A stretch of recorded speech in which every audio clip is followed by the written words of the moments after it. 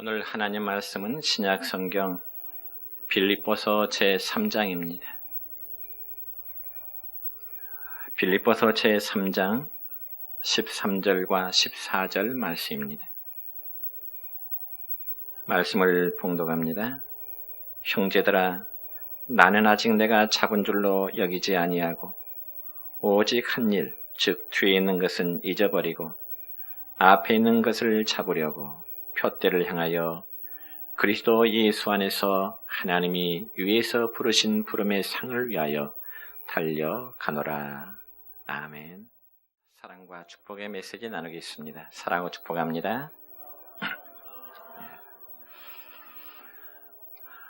오늘은 신약성경 빌립보서 3장 13절로 14절에 있는 말씀을 중심해서 뒤에 있는 것을 잊어버리라고 한 제목으로 말씀을 선포하고자 합니다.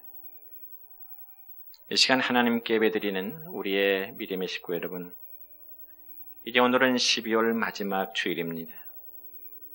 그러니까 앞으로 4일 후면은 2015년이라는 금년 한 해도 역사의 뒤안길로 사라지게 될 것입니다. 그래서 우리가 지난 한 해를 생각해 보면은 참 좋은 기억도 있겠지만 또 반면에 그렇지 않은 기억들도 있을 것입니다. 그렇지만 어떠한 기억이 되었든 우리 사람들에게는 무엇을 생각하고 또 기억할 수 있다는 것이 얼마나 좋은 일인지 모릅니다. 예를 들어 어떤 사람은 수백 명의 이름을 기억해서 대인 관계를 아주 폭넓게 가지는가 하면은 또한 수천 개의 전화번호를 기억해서 이를 효과적으로 신속하게 처리하기도 합니다. 여러분, 저 여수 애양원에 가면은 손양원 목사님 기념관이 있는 곳에 여수 애양원 교회라는 교회가 있습니다. 물론 지금은 성산교회라는 명칭으로 바뀌었습니다마는 그 교회에 양재평 장로님이란 분이 계셨습니다. 물론 지금은 약 8년 전에 84세로 소천하신 장로님이십니다. 그런데 그분은 한평생 한센병, 즉 문둥병으로 인해서 앞을 전혀 보지 못하는 시각장애인이었습니다. 그럼에도 이 양재평 장로님은 신약 성경 전체를 다 애우신다는 그런 신앙의 간증을 들어본 적이 있습니다. 그러니 여러분, 그보다 더 위대한 성경 박사가 어디 있겠습니까? 하나님의 이처럼 모든 창조물들 가운데 특별히 우리 인간들에게만 기억할 수 있는 은혜를 준 것입니다. 그래서 성경에도 보면은 너희 조물주 하나님을 기억하라고 하는 말씀이 있고 또한 말씀을 마음판에 새기라, 즉 기억하라는 말씀도 있습니다. 그러면 우리가 모든 것을 다 기억하는 것만이 과연 은혜일까요? 그렇지 않습니다. 여러분 아픔의 상처들을 계속 기억한다면 어떻게 되겠습니까? 그건 견딜 수 없는 마음의 고통이 되는 것입니다. 그러므로 하나님은 우리가 기억할 수 있는 은혜도 주셨지만 또는 반면에 잊어버리는 그런 은혜도 우리에게 주신 것입니다. 그래서 행복한 사람, 그리고 고상한 사람일수록 잊어버리는 법을 배우게 되는 것입니다. 그래서 성경에 보니 사도 바울도 자기를 잊어버리는 법을 배웠고 또 잊어버리기를 힘쓴다고 했습니다. 그러니까 훌륭한 믿음의 성도가 되려면, 그리고 성숙한 믿음의 사람이 되려면 잊을 것은 잊어야 된다는 가르침입니다. 그럼에도 우리 주위의 많은 사람들이 참으로 힘든 삶으로 사는 것은 지난날에 일어난 사건들을 잊어버릴 줄 모르기 때문에 그렇습니다. 저는 우리 성도들의 장례식에 많이 참석해 보았습니다. 그리고 제가 친히 성도를 입관도 하고요. 그런데 이 성도의 장례식에 참석해 보면은 참 부모님의 죽으심이라든지 혹은 배우자의 죽음, 그리고 사랑하는 형제들이나 자녀들의 죽음 앞에서는 모두가 마음의 애통함을 갖게 됩니다. 그럴 때 일반적으로 하는 말이 무엇입니까? 돌아가신 고인을 잊고 마음을 강하게 하라고 고면합니다. 그러나 그게 빨리 잊혀집니까? 사랑하는 부모님, 사랑하는 배우자, 사랑하는 형제들, 사랑하는 자녀들의 죽음 앞에서 그 애달픈 심정이 빨리 잊혀지느냐 하는 것이죠. 그래서 어떤 심리학자는 말하기를 시간이 위대한 치료자라는 말을 했습니다. 참 상당히 의미 있는 말이라 그렇게 생각이 되어집니다. 정말 우리 성도들이 마음과 정신의 평안을 원한다면 잊어버리는 방법과 잊어버리는 노력도 해야 된다는 것이지요. 그럼에도 마귀는 좋지 않은 지난 일을 자꾸 기억나게 합니다. 그리고 그런 일을 더 확대시켜서 우리로 하여금 실족하도록 유도하고 있다는 것입니다. 그래서 마귀는 우리가 잊어야 할 것들을 생각나게 하고요. 또 생각나야 할 것은 잊어버리게 해서 잠을 못 이루게 하고 또 불안하게 만들어서 우리의 참된 행복을 앗아가려고 하는 것입니다. 아마 여러분에게도 이런 일은 한두 번쯤은 다 있었으리라 그렇게 생각이 되어집니다. 여러분이 누구에게 상처를 받았다면 그 상처에 대한 분노가 일어나지 않습니까? 그래서 그 분노심에 불타 어떻게 해서라도 원수를 갚고자 하는 마음이 일어나게 되기도 합니다. 그러나 성령님은 우리의 생각이 과거가 아니라 미래를 바라보도록 하시는 것입니다. 그 오늘 본문 말씀 가운데 13절, 14절의 말씀을 다시 한번 읽겠습니다. 시작. 형제들아, 나는 아직 내가 잡은 줄로 여기지 아니하고 오직 한 일, 즉 뒤에 있는 것은 잊어버리고 앞에 있는 것을 잡으려고 푯대를 향하여 그리스도 예수 안에서 하나님이 위에서 부르신 부름의 상을 위하여 달려가노라. 아멘. 여러분, 이 말씀을 보면 우리 성도들이 과거에 대해서는 잊어버리고 미래를 바라보도록 말씀하고 있습니다. 그러면 우리가 과연 무엇을 잊어버려야 될까요? 구체로 말씀드리자면 첫째는 우리의 죄를 잊어버려야 됩니다. 여러분, 우리 모두에게는 잊어야 할 죄들이 있습니다. 물론 그렇다고 해서 우리가 행한 죄들을 시간 속에 그대로 흘러버리라는 그런 의미는 결코 아닙니다. 왜냐하면 로마서 3장 23절에서 말씀하기를 모든 사람이 죄를 범하였으며 하나님의 영광에 이르지 못하더니라는 말씀이 있기 때문에 그렇습니다. 그렇다면 우리가 하나님의 영광에 이르는 그러한 삶으로 살아가기 위해서는 과연 어떻게 될까요? 당연히 죄 문제를 해결해야 되는 것입니다. 만약 죄 문제를 해결하지 아니하면 죄라는 습성은 끝까지 떨어지지 않으려고 하는 것입니다. 그래서 어떻게 해서라도 자기 권세 아래, 죄의 권세 아래 잡아놓고자 합니다. 여러분, 우리는 우리 주위에 수많은 형태의 사람들을 보면서 살아가고 있습니다. 예를 들어 키가 큰 사람과 작은 사람, 그리고 외모가 잘생긴 사람과 또 못생긴 사람들을 볼 수 있지만은 우리 주위에 죄 없는 사람은 전혀 찾아볼 수가 없습니다. 그래서 성경에 보면 우리의 죄에 대해서 말할 뿐만 아니라 우리의 양심이 우리를 저주한다고 성경에 그렇게 기록되어 있습니다. 그러니 우리 모두는 너나 할 것 없이 다 죄인입니다. 그래서 어떤 사람은 구원받은 죄인이 있고요. 어떤 일은 잃어버린 죄인이 있습니다. 그러면 우리가 구원받은 죄인이라면 마땅히 우리는 과거의 모든 죄를 회개한 다음에 잊어버려야 하는 것입니다. 그런데 죄는 우리 인간이 아무리 인간적으로 노력한다 할지라도 잊어지지가 않습니다.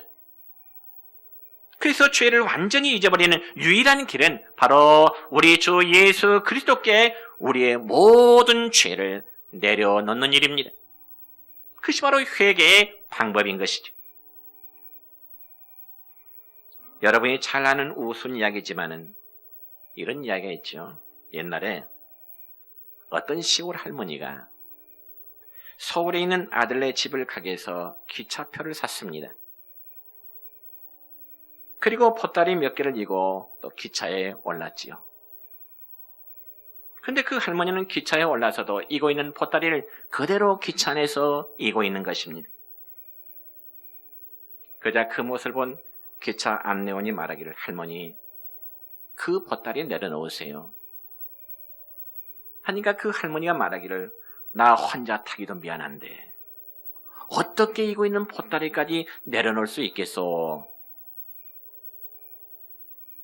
물론 어느 누군가 만들어낸 이야기겠지만은 뭔가 우리에게 주어지는 교훈이 있습니다. 그게 무엇일까요? 여러분, 그 할머니가 차표 한 장을 사서 기차에 올라탔다면은 이고 있는 것뿐만 아니라 다른 집 모든 것 다 내려놓으면 되는 것입니다. 그럼에도 그 할머니는 그것을 내려놓지 못하고 힘들어하고 있다는 거죠. 혹시 그 모습이 오늘 저와 여러분의 모습이 아닌지 한 번쯤 생각할 필요가 있습니다. 우리 주님께서는 죄악된 이 세상에 찾아오셔서 무슨 말씀하셨나요? 너희 죄를 다 내게 맡기라고 말씀하십니다. 내가 세상 모든 죄를 지고 가겠노라고 주님 말씀하셨습니다. 나는 너희의 모든 죄를 감당할 힘이 있다고 말씀하셨습니다. 그 죄를 내게 맡기고 가서 다시는 죄를 짓지 말도록 주님은 우리에게 말씀하십니다. 내 피로 너희의 모든 죄를 깨끗이 씻어주마고, 그리고 너희 행한 모든 죄를 다 내가 잊어줄 테니 너도 잊어버리라고 말씀하십니다. 그러므로 성도는 우리의 모든 죄를 예수님께 전폭적에 맡김으로 과거의 죄를 우리는 기억하지 말아야 됩니다. 특별히 사도행전의 말씀 보면은 이 바울은 그가 회심하기 바로 직전에 사울이라는 이름으로 예수 믿는 사람들을 잡아다 가둘 그 영장을 가지고 다메섹이라는 곳으로 내려가고 있었습니다. 그때 사울의 마음이 어떠했을까요? 예수 믿는 성도를 잡아 죽이려는 마음으로 길을 가는 사람에게 무슨 사랑이 그 마음에 있겠습니까? 이 점에 대해서 사도행전 9장 1절의 말씀 보면 이렇습니다. 시작.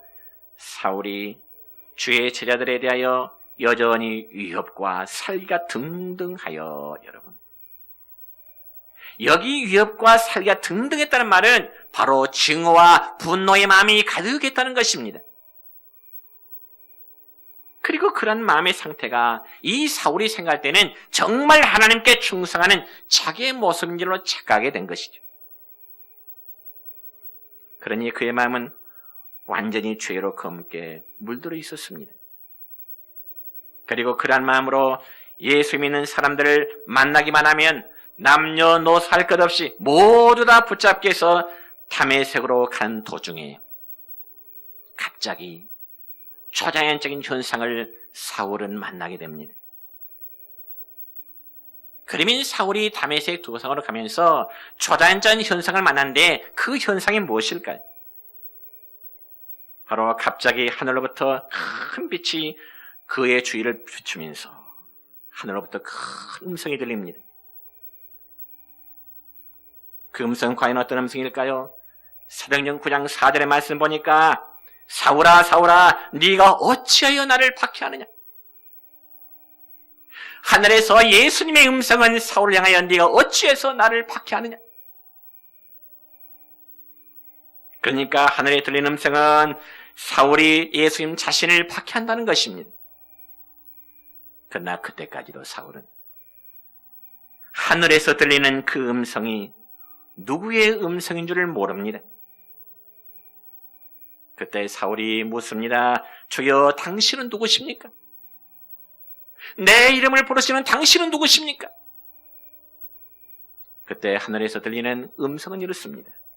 나는 네가 박해하는 예수라. 나는 네가 박해하는 예수라.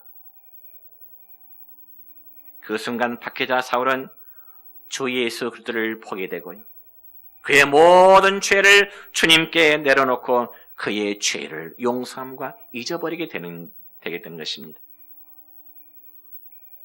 그러면 사랑하는 성도 여러분이요, 우리도 그리스도께서 우리의 죄를 담당하셨다는 사실을 믿게 되면 더 이상 과거에 지은 죄 때문에 고민할 필요가 없습니다. 그 죄의 권세 속에 머물러 있어서도 안 됩니다. 왜냐하면 하나님이 우리의 죄를 기억조차도 않으신다고 약속했기 때문에 그렇습니다. 정말 하나님이 회개하는 성도들의 죄를 기억하지 않으실까요? 그렇습니다. 하나님이 우리의 죄를 잊어주신다는데 우리가 왜 그것 때문에 고통을 해야 될까요? 여러분, 이사야서 38장 17절의 말씀 보면 이렇습니다. 시작. 주께서 내 영혼을 사랑하사 멸망의 구덩이에서 건지셨고 내 모든 죄를 주의 등 뒤에 던지셨나이다. 우리의 모든 죄를 주의 등 뒤로 던지셨다고 말씀합니다. 그리고 여러분, 시편 103편 12절의 말씀입니다. 시작. 동이 서에서 먼 것 같이 우리의 죄가를 우리에게서 멀리 옮기셨으며 그렇습니다.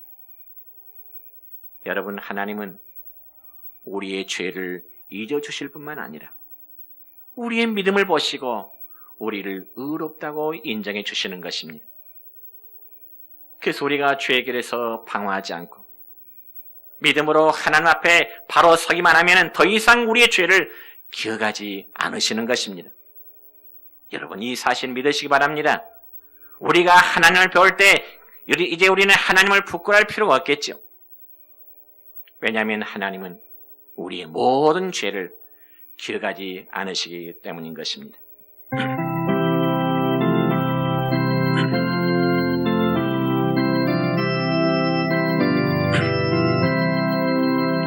샘물과 같은 보혈은 주님의 피로라.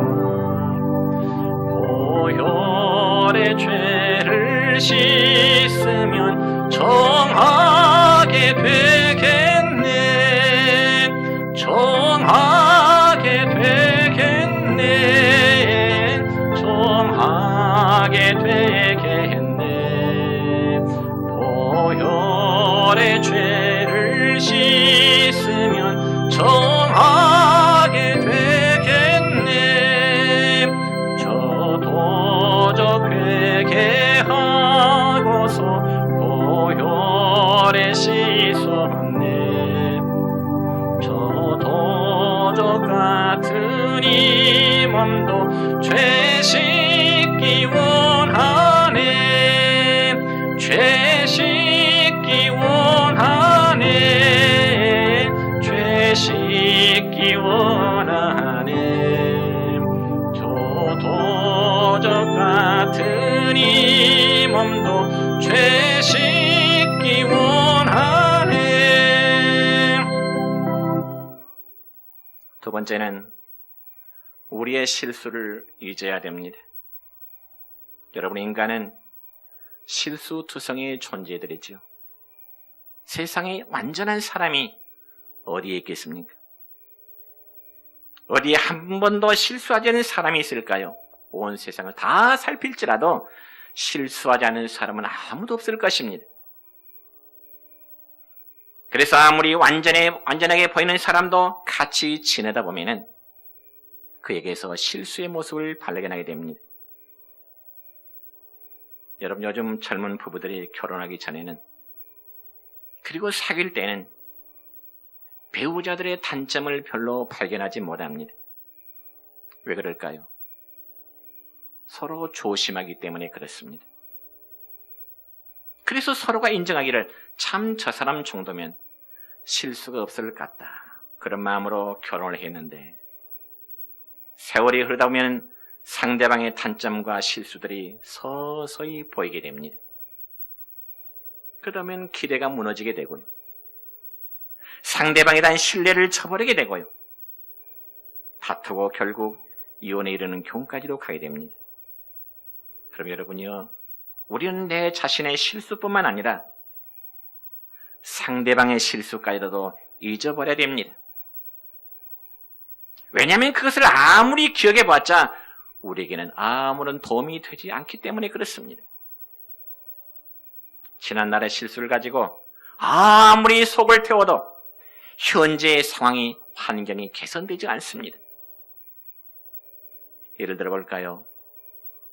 농사짓는 농부가 금년의 농사를 잘못 지은 것에 대해서 후회한다고 해서 뭐가 해결될까요?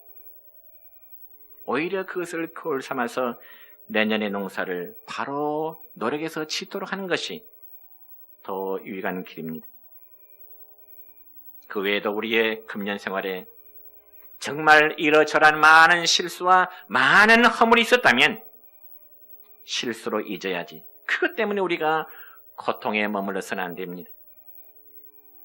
여러분, 우리의 실수는 가끔 큰 성공의 전주곡이 될 수도 있습니다. 그러기에 우리는 넘어지고 실수했을지라도 그것을 극복하고 올바른 길로 걷게 되면 승리는 성도들에게 될 것입니다. 그럼 우리는 실수를 보다 큰 일을 성취하게 한 그러한 선영으로 삼아야 됩니다.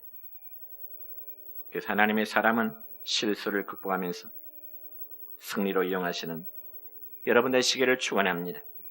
세 번째로 우리는 하나님께 드린 것에 대해서도 잊어버려야 됩니다.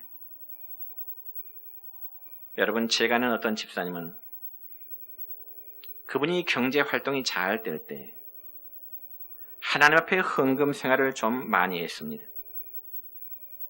그러나 나이가 들고 경제 활동이 없어지다 보니까 당연히 헌금 생활을 과거처럼 많이 할 수가 없었습니다. 그런데 그 집사님은요, 자주 자신이 과거에 헌금을 많이 했다는 것, 경제 활동이 좋을 때 헌금을 많이 했다는 것을 굉장히 자랑 삼아 강조를 했습니다. 그러나 여러분이요, 우리가 가진 모든 것은 다 하나님께 속한 것입니다. 그래서 하나님이 우리에게 햇빛과 비를 주신 것처럼 돈 벌 능력도 하나님이 주신 것입니다. 여러분, 그렇게 믿으십니까? 그러므로 그 능력으로 선한 성들이 재물을 모으는 것이지 잘난 재주 가지고 모은 것은 결코 아닌 것입니다. 그래서 우리가 하나님께 헌금을 드린 것은 하나님의 것 중에 일부를 드리는 것이죠. 내 것 가지고 하나님께 드린 것이 아니라 하나님의 것 가지고 일부를 하나님께 드린 것뿐입니다. 그러니까 지금 우리가 소유하고 있는 것이 있다면 그 모든 것이 하나님으로부터 온 것이고, 설사 하나님께서 하루아침이라도 그런 것들을 거두어 가실 수도 있는 것입니다. 그러므로 돈이라는 것은 우리의 종이 되어야지, 돈이 우리의 주인 노릇을 해서는 결코 안 되는 겁니다.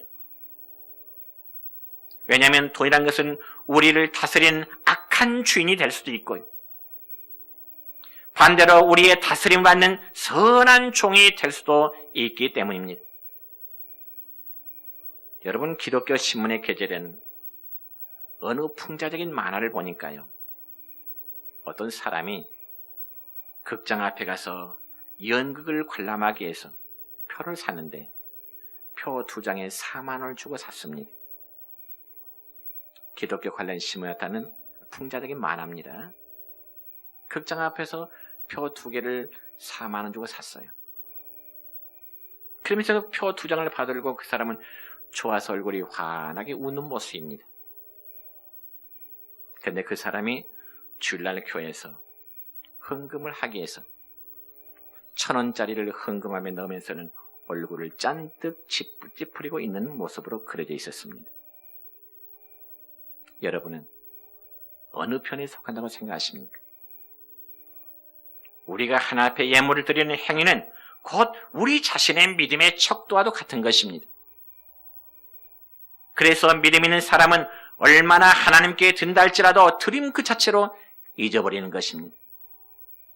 그러나 반면에 믿음의 척도가 작은 사람은 조금을 드리고도 그것을 오랫동안 간직하고자 하는 마음을 갖게 됩니다. 그리고 마치 자신의 업적처럼 생각을 하게 되는 착각에 빠지기도 되는 것입니다.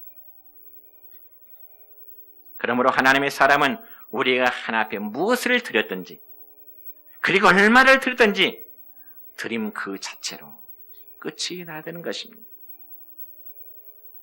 그럴 때 주님은 약속하십니다. 누가복음 6장 38절의 말씀입니다. 시작.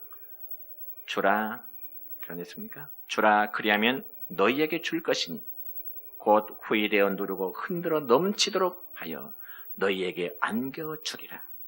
주님의 약속입니다. 그리고 네 번째는 우리의 선행도 잊어버려야 됩니다. 여러분, 우리가 선행을 행하는 것은 당연한 성도들의 의무입니다. 그래서 신약성경 누가복음 10장의 말씀을 보면 한 율법사가 예수님 묻습니다. 예수님, 누가 내 이웃일까요?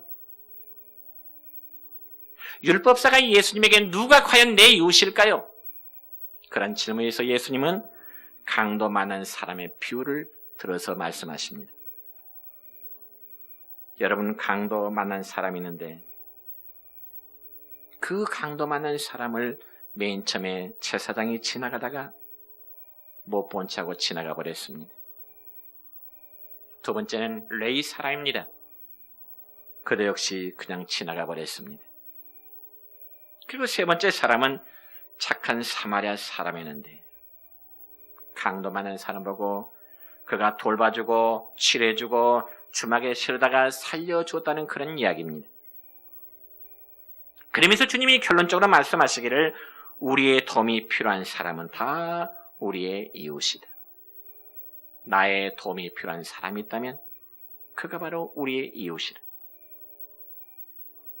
그래서 사도 바울은 자신이 모든 사람에게 나는 빚진 자라 그렇게 고백합니다. 그러면서 우리 모든 성도들에게 이런 권면의 말씀을 주는데요.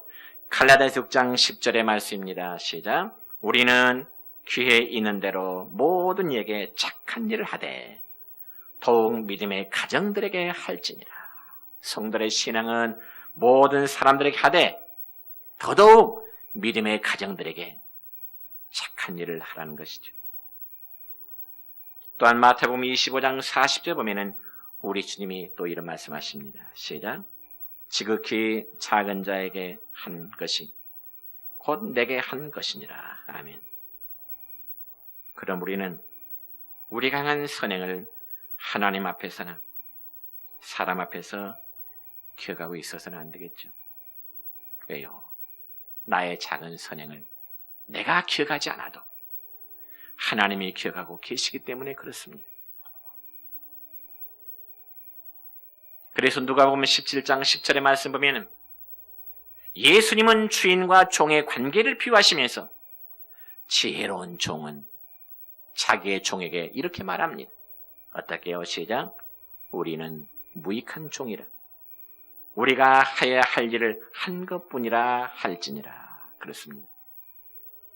여러분, 주인 앞에 종은 아무리 착한 일을 했을 망정 그저 한 일을 할 뿐인 것입니다. 그와 마찬가지로 우리 성도들이 스스로 생각할 때는 참 내가 선한 일을 했다 할지라도 하나님 앞에서는 성도로서 마땅히 할 일일 뿐인 것입니다. 그러니 무슨 자랑할 일이 있겠습니까?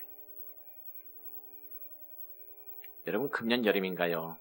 TV를 보니까 서울에서 어떤 취객이 술을 마신 후에 취한 상태에서 지하철을 타려다가 그만 발을 헛디뎌서 지하철 철로 위로 떨어져 버렸습니다. 그리고 방송에서는 금방 열차가 들어온다는 소리가 들리는 거죠. 얼마나 위급한 순간입니까? 술에 취했기 때문에 스스로 활동할 수 있는 어떤 그런 능력이 없잖아요. 60대 후반이고요. 정말 위급한 상황입니다. 그러니까 그 잠깐의 순간에 사람들은 소리만 지를 뿐 어찌할 수가 없습니다. 그런데 마침 군에서 휴가를 나오던 한 병사가요, 그 모습 보고 주저하지 않고 뛰어내려가서 그 취객을 위에 있는 사람들의 도움을 봐서 건져냈습니다. 그리고는 그 병사는 유유히 사라졌는데 CC 카메라의 영상을 보고 방송 기자들이 그 병사의 신원을 파악했습니다. 그리고 그 집에까지 찾아갔습니다. 그러면서 그 병사에게 인터뷰를 요청했을 때 그는 말하기를 자기가 군인의 신분으로 마땅히 할 일을 했을 뿐입니다. 자신은 대한민국의 한 군인으로서 자기가 마땅히 할 일을 했다고 하는 그 모습을 봤습니다. 분명 그 순간은 누가 봐도 정말 위급한 상황이었지만 일병 기급장을 타고 나온 그 청년의 행동은 너무나 감동적이었습니다. 여러분, 이처럼 선한 행동은 다른 사람들에게 감동을 주기 마련이지요. 그러나 여러분이 그렇다 할지라도 하나님의 사람들은 자신의 작은 선한 행위라도 잊어버려야 할 것을 말씀합니다. 특별히 사람들은 누구에게나 자신에 대한 공로의식을 가지고 있습니다. 그래서 자기의 어떤 선행과 그리고 공로를 다른 사람들이 오래도록 기억해주고 또 인정해주기를 그러한 마음들을 가지고 있습니다. 그런 자들에게 우리 주님이 하신 말씀이 있습니다. 그 말씀이 무슨 말씀일까요? 요한복음 6장 3절로 4절까지의 말씀입니다. 시작. 너는 구제할 때 오른손이 하는 것을 왼손이 모르게 하여 내 구제함을 은밀하게 하라. 은밀한 중에 보시는 너희 아버지께서 갚으시리라. 아멘. 그러니까 이 말씀은 우리가 어떤 선행을 했다 할지라도 공로의식 갖지 말고 잊어버리는 것입니다. 왜요? 내가 기억하지 않아도 하나님이 기억하신 바 되시기 때문에 그렇습니다. 마지막 5번째, 우리는 우리의 슬픔도 잊어버려야 됩니다. 여러분, 우리는 지난 한 해 동안에 즐거움의 시간도 있었겠지만 때로는 마음의 슬픔을 가질 때도 있었을 것입니다. 왜냐하면 성경에 보면은 여인에게서 난 자는 모든 혼란으로 가득 차 있다고 기록되어 있기 때문에 그렇습니다. 참으로 우리는 모두 슬픔의 감정들을 가지고 있습니다. 그러면 이러한 슬픔을 당할 때 우리는 그 슬픔을 어떻게 잊을까요? 예수님께 나오는 길밖에 없습니다. 예수님만이 우리의 삶의 무거운 짐과 슬픔을 담당해 줄 수 있기 때문에 그렇습니다. 여러분, 우리가 잘 아는 마태복음 11장 28절의 말씀 보면 이렇게 기록됩니다. 수고하고 무거운 짐진 자들아 다 내게로 오라. 내가 너희를 쉬게 하리라고요. 따지고 보면 인생살이의 모든 것은 잊어버릴 가치밖에 없습니다. 그래서 과거의 모든 것은 주님에게 털어놓고 잊어야 되는 것입니다. 그리할 때 한순간에 슬프게 보이는 일들이 언젠가는 기쁨으로 변해야 될 것입니다.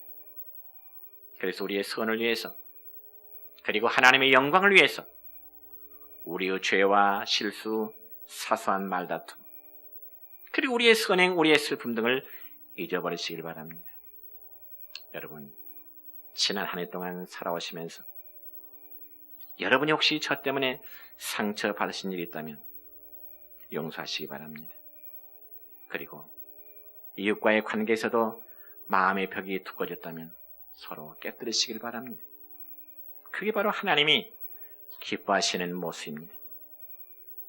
마지막으로 한 해를 보내면서 저는 여러분의 꼭 이 말씀을 함께 크게 읽고 싶습니다. 이사야 43장 18절 19절 말씀입니다. 크게 읽겠습니다. 시작. 너희는 이전 일을 기억하지 말며 옛적 일을 생각하지 말라. 보라, 내가 새 일을 행하리라. 아멘. 속상했고 마음 아팠던 옛적 일을 생각하지 마시고 우리는 다가오는 미래의 시간을 바라보십시오.